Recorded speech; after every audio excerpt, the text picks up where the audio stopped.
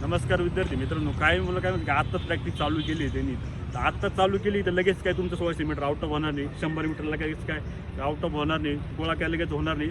तर एवढं काही घाबरून जायचं काही कारण नाही. प्रॅक्टिस चालू केली आहे, आत्ताच चालू केली आहे तर व्यवस्थित करा. कारण काय होतं, मुलं आला लगेच प्रॅक्टिस चालू केली, खूप ओढाताण केली, फुल स्प्रिंटा मारल्या तर काय होतं, सीन पेनचे त्रास होऊन जाते, काहींचे पाय दुखतो, काहींचा गुडघा दुखतो. ते लक्ष ठेवा. आपण चालू केली तर इंडुरन्स करा.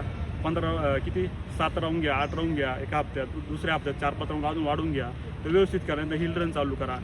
पहिलं 15-20 मिनटं करा, नंतर 25-1 मिनटं, असं करते महिन्याभरात तुम्ही ना एकदम स्टेप होऊन जाशाल नाही का, एकदम स्टेबल होऊन जाशाल. त्यानंतर तुम्ही खऱ्या स्प्रिंटा चालू करा.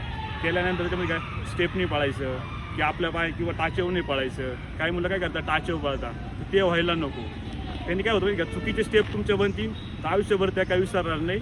आणि त्यांनी जर तुमची सवय लागली तर त्याला कोणीच सुधरू शकत नाही तुमच्याशिवाय.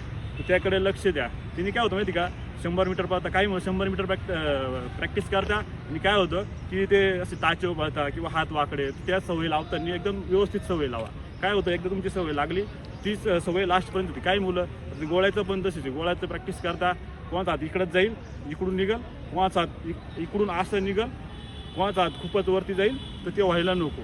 तसंच 100 मीटर 1600 मीटर गोळ्याचा पण तसंच. एकदा सुरुवात केली तर एकदम व्यवस्थित सुरुवात करा. व्यवस्थित सुरुवात करा म्हणजे कसं की तुम्ही प्रॅक्टिस चालू केली तर चुकीचं काही करू नका. एकदम स्टेबल नाही करा नाही का. त्यामुळं बाकी काय होतं, एकदा चुकीचं जर शिकलं तर चुकीचंच ते लास्टपर्यंत तेच करशाल.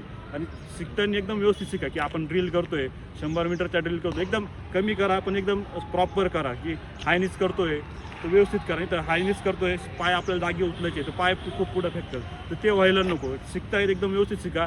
आत्ता नाही पण त्याचा फायदा तुम्हाला 1, 2, 3 जेव्हा महिने होतील प्रॅक्टिस करताना इतकं भारी होईल ना की म्हणजे तुम्हाला तुमच्या बरोबरी करणारं कोणी राहणार नाही. त्याकडे लक्ष द्या. व्यवस्थित प्रॅक्टिस करा, सगळं होऊन जाईल, काय विषय नाही. थँक्यू.